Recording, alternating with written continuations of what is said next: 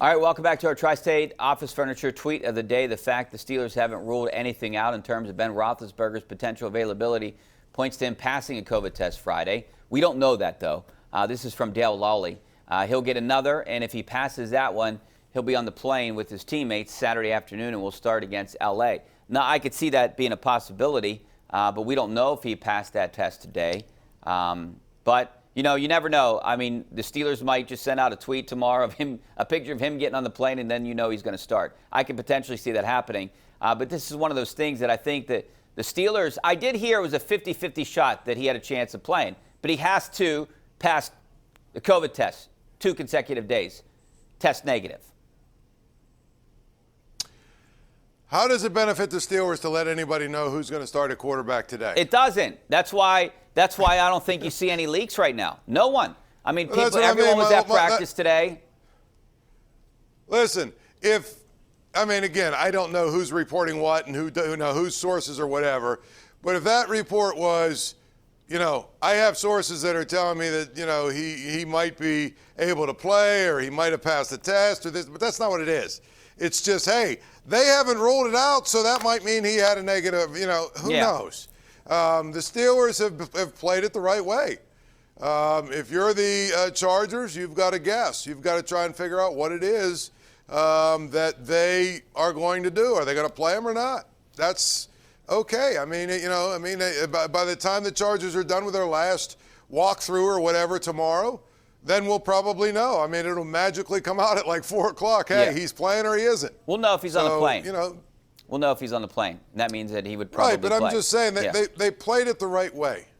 All right, that's all I'm saying. They played it the right way. You're right. Let's go out to Terry in Freedom. How you doing, Terry? Terry, you there? Yo, Terry. All right, let's go out to Murphy in Clarksburg. How you doing, Murph?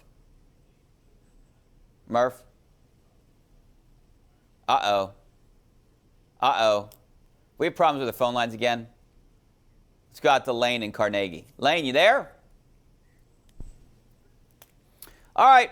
I guess we're having some issues here with our phone lines. But that gives us more time to talk, and we can fill time, no problem about that. I do want to ask you about Matt Canada and the fact that we all saw with our own 2 eyes when they should have ran the ball more in those weather conditions with a backup quarterback who only had basically a days of practice. They're throwing the ball all over around the field. So do you think now, knowing the situation, that they'll have the run-first mentality? Well, I think they will if they know that Mason Rudolph's going to play. I would assume that they're going to have a different game plan this week, and it'll be more run-heavy than it was last week. Last week, it sounded to me like they didn't even change the game plan, Richie. It basically said, this is the game plan we had for Ben.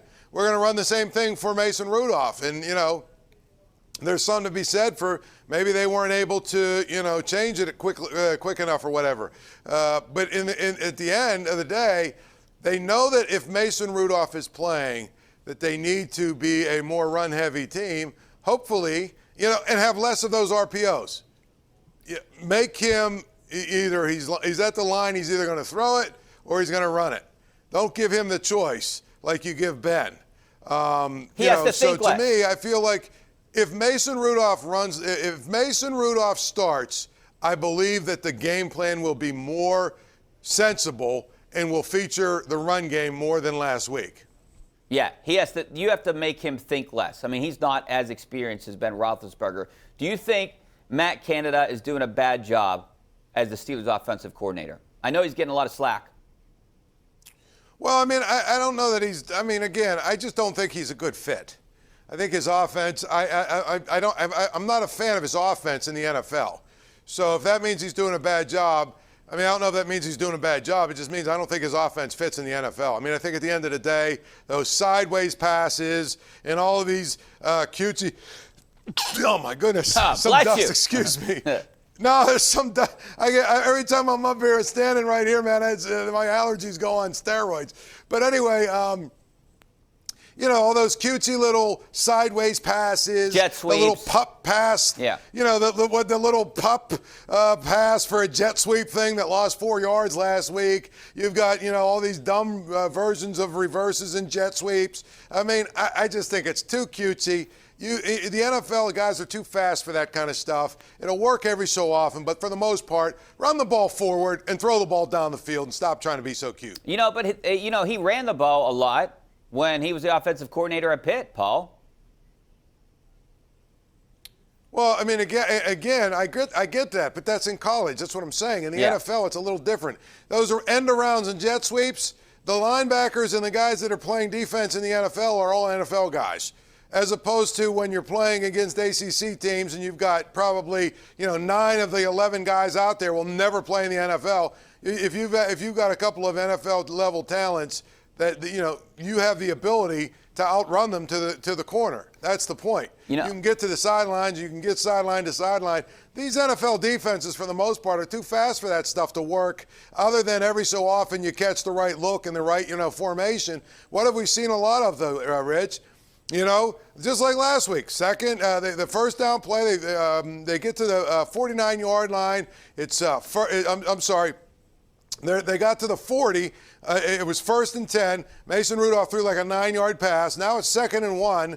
And they run that stupid little, I don't even know what it was, shuttle pass, jet sweep thing to Ray McLeod. They lose 4.5 yards. So now it's essentially 3rd and 5 or whatever. And they don't get, now they got to throw it. It's incomplete, and they've got a punt, and people were like, oh, well, Mason Rudolph, blah, blah, blah. Well, the bottom line is, on 2nd and 1, you hand the ball to Najee Harris and get a new set of downs, or if you're going to throw the ball, as opposed to one of those stupid little shuttle passes, throw the ball down the field on 2nd and 1.